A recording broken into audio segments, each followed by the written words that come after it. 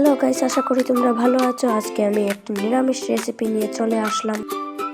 এখানে আমি আগে থেকে মশলা দিয়ে রেখেছিলাম, এখন আমি এগুলোকে ভালো করে কষিয়ে নিব।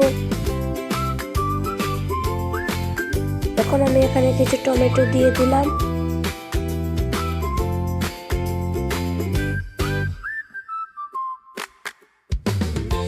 এখন একটু আমি ভালো করে এগুলোকে নাড়াচাড়া করে দিব। আমি আগে থেকে আলু সিদ্ধ করে রেখেছিলাম, এখন আমি এগুলো দিয়ে দিব। এখন এগুলোকে ভালো করে নাড়াচাড়া করে দিব।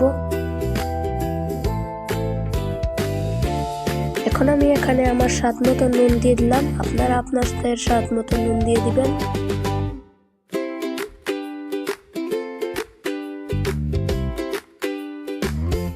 এখানে আমি আগে থেকেই এগুলো ভেজে রেখেছিলাম।